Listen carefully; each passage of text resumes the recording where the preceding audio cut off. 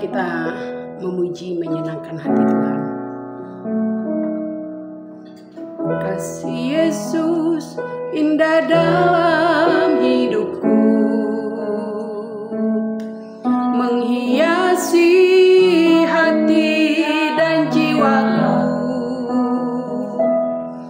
Ku tak dapat hidup tanpa kasih-Mu Tuhan. Pegang tanganku sepanjang jalanku. Kasih Yesus indah dalam hidupku, menghiasi hati dan jiwaku. Ku tak dapat hidup tanpa kasih-Mu Tuhan. Pegang tanganku sepanjang jalanku. Kasih Yesus mengalir dalamku seperti sungai yang tak pernah kering. Kasih Yesus membebat hatiku. Dalam kasih-Mu ku merasa teduh. Kasih Yesus mengalir dalamku seperti sungai yang tak pernah kering. Kasih Yesus membebat hatiku. Dalam tangan-Mu ku merasa teduh. Dalam tangan-Mu ku merasa teduh. Haleluya. Kami yakin dan percaya kasih Tuhan sungguh luar biasa dalam hidup kami. Terima kasih Tuhan Yesus buat anugerah dan keselamatan yang Tuhan berikan kepada kami. Bapa, kami mau mendengarkan firman-Mu Tuhan. Berbicaralah Engkau Tuhan melalui firman-Mu dalam setiap hidup kami ya Bapa. Terpujilah Engkau Tuhan. Kami sambut pembacaan firman-Mu hanya di dalam nama Tuhan Yesus. Haleluya. Amin. Shalom Bapak Ibu, Saudara yang dikasihi Tuhan, kembali bersama dengan saya pada hari ini, Selasa tanggal 11 November 2025. Saya mau ajak Saudara, kita akan membaca dan merenungkan firman Tuhan yang pada hari ini memiliki tema ironi kehidupan Kristen. Saya berharap Saudara membaca dari Injil Markus 10 ayat 35-45 dan juga Kisah Para Rasul pasal 7-8. Saya akan membacakan bagi saudara beberapa ayat. Yang pertama dari Markus 10 ayat 37 yang berkata, "Lalu kata mereka, perkenankanlah kami duduk dalam kemuliaan-Mu kelak, yang seorang lagi di sebelah kanan-Mu dan seorang di sebelah kiri-Mu." Dan saya lanjutkan dengan ayat 42-44 yang berkata, "Tetapi Yesus memanggil mereka lalu berkata, 'Kamu tahu bahwa mereka yang disebut pemerintah bangsa-bangsa memerintah rakyatnya dengan tangan besi, dan pembesar-pembesarnya menjalankan kuasanya dengan keras atas mereka. Tidaklah demikian di antara kamu. Barang siapa ingin menjadi besar di antara kamu, hendaklah ia menjadi pelayanmu. Dan barang siapa ingin menjadi yang terkemuka di antara kamu, hendaklah ia menjadi hamba untuk semuanya.'" Nah, perenungan kita pada hari ini saudara, kehidupan Kristen seringkali dipandang penuh dengan kemuliaan dan kehormatan. Seolah-olah mengikuti Yesus berarti menempatkan posisi yang tinggi dan dihormati orang. Dunia mengajarkan bahwa orang besar adalah orang yang berkuasa, dihormati dan menduduki posisi tinggi. Namun Yesus justru mengajarkan sebuah ironi bahwa jalan menuju kebesaran bukanlah melalui jabatan atau gengsi, melainkan melalui kerendahan hati dan pelayanan kepada sesama. Dalam Markus 10 ayat 35-45, Yakobus dan Yohanes meminta tempat yang mulia di sisi Yesus. Tetapi jawaban Yesus membalikan perspektif mereka, yaitu, "Barang siapa ingin menjadi besar di antara kamu, hendaklah ia menjadi pelayanmu.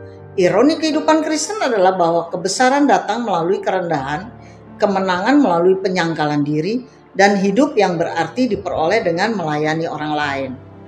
Renungan ini menolong kita menyadari panggilan Tuhan untuk hidup tanpa gengsi, tetapi dengan kasih yang tulus bagi sesama.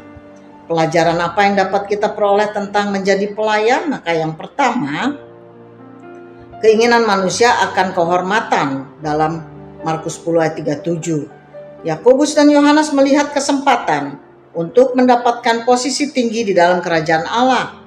Permintaan mereka mencerminkan hati manusia yang ingin diakui, dipuji, dan dihormati. Dalam kehidupan modern, hal ini tampak dalam keinginan akan jabatan, status sosial, atau pengaruh di gereja. Namun Yesus menunjukkan bahwa motivasi ini salah arah. Tuhan tidak menolak ambisi, tetapi Ia mengubah arah ambisi kita. Keinginan besar seharusnya bukanlah untuk meninggikan diri, melainkan untuk melayani lebih banyak orang. Keinginan Yakobus dan Yohanes adalah gambaran dari sifat manusia yang menambahkan posisi, penghormatan, dan pengakuan. Tidak salah memiliki ambisi, tetapi ambisi yang berpusat pada diri sendiri seringkali bertentangan dengan kehendak Allah. Kita perlu menguji motivasi kita dalam melayani. Apakah kita melayani untuk mencari nama atau untuk memuliakan Tuhan? Nah, hal kedua, jalan Yesus adalah jalan salib. Saudara dapat membaca dalam Markus 10 ayat 38 sampai 39. Yesus mengingatkan bahwa mengikut Dia bukan berarti duduk di kursi kehormatan, tetapi berjalan di jalan penderitaan. Dalam kutip cawan, yang dimaksud adalah penderitaan, penyangkalan diri, bahkan kematian yang akan Ia alami di kayu salib. Dalam kehidupan kita, jalan salib berarti rela menanggung ketidaknyamanan, penolakan, bahkan kehilangan demi iman. Kekristenan bukanlah jalan pintas menuju kenyamanan, tetapi jalan pengorbanan yang penuh makna. Jika kita sungguh ingin mengikuti Kristus, kita harus siap melayani tanpa pamrih, bahkan ketika tidak ada pujian atau pengakuan. Berikutnya yang ketiga, kebesaran sejati adalah menjadi pelayan. Saudara dapat membaca berikutnya dalam Markus 10 ayat 43 sampai 44. Yesus mendefinisikan ulang arti kebesaran. Dalam dunia, besar berarti memiliki kuasa atas orang lain. Dalam kerajaan Allah, besar berarti rela merendahkan diri dan melayani orang lain. Melayani bukanlah tanda kelemahan, tetapi justru kekuatan. Dibutuhkan hati yang kuat untuk menyingkirkan ego dan mendahulukan kepentingan orang lain. Yesus mengajarkan bahwa pelayan sejati adalah orang yang tidak mencari penghargaan, tetapi dengan setia melakukan yang baik, meski tidak ada yang melihat.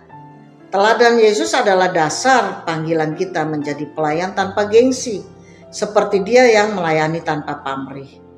Hal keempat, Kristus, teladan pelayanan tanpa gengsi. Dapat saudara baca dalam Yohanes 13 ayat 14-15. Yesus sendiri adalah teladan utama. Ia layak disembah, tetapi Ia justru merendahkan diri. Lahir sebagai manusia, hidup sederhana, dan mati di kayu salib. Bahkan dalam peristiwa Yohanes 13, Yesus rela membasuh kaki murid-muridnya, sebuah tugas yang biasa dilakukan oleh budak.